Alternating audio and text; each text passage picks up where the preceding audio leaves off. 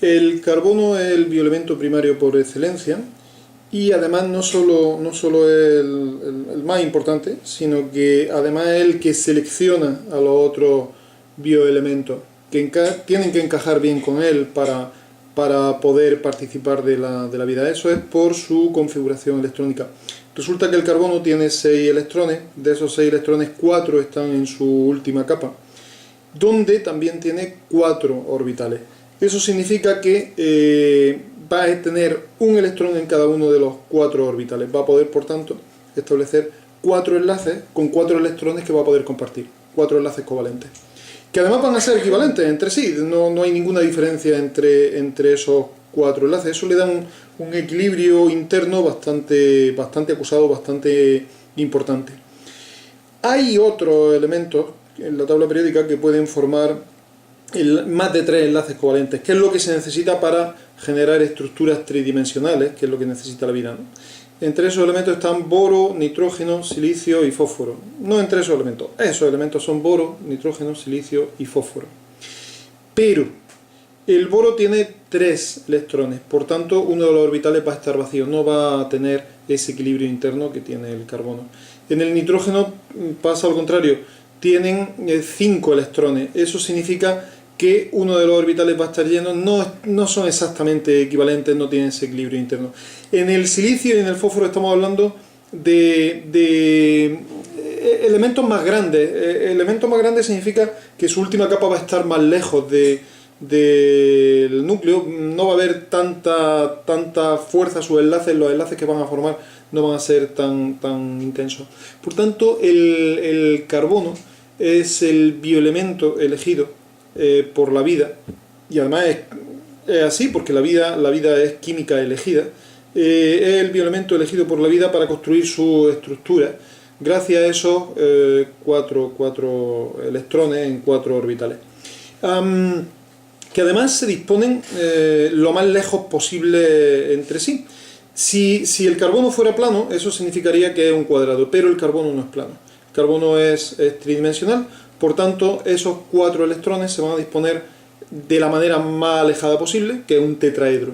Eso le va a dar un juego tridimensional muy importante al carbono. Va a permitir que se una a más carbono, va a permitir que se una no solo a más carbono, sino también a más elementos en la misma gama de enlaces. Se va a poder unir al nitrógeno, se va a poder unir al oxígeno, sin debilitar las cadenas, porque van a ser enlaces de un alcance energético semejante, donde además la energía de estos enlaces ni va a ser excesiva ni va a ser excesivamente baja.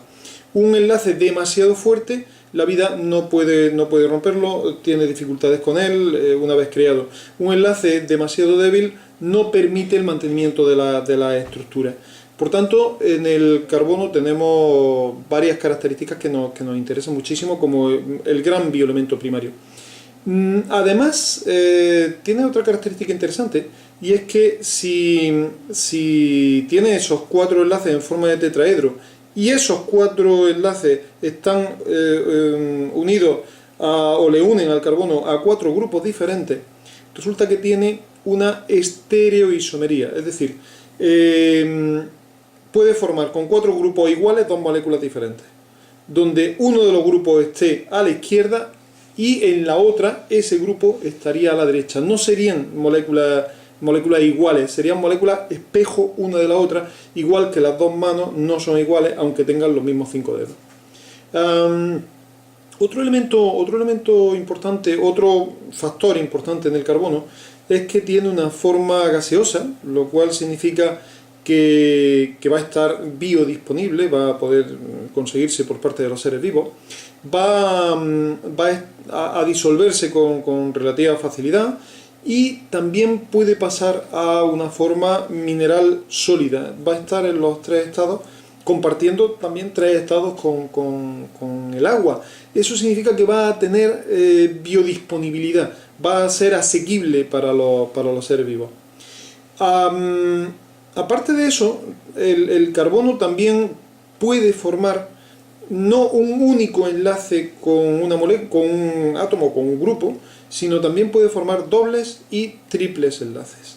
Esos doble y triple enlaces hacen que el carbono ya no sea tridimensional, sino que lo hacen plano, lo aplanan, le dan otra estructura y le otorgan rigidez en los puntos en donde se necesite que la estructura sea mucho más firme. En principio el carbono selecciona a otro átomo, a otros macroelementos, por el tamaño. Acompañan bien al carbono en las cadenas átomos de tamaño semejante, nitrógeno, oxígeno, y que formen esos enlaces covalentes que hemos indicado con él.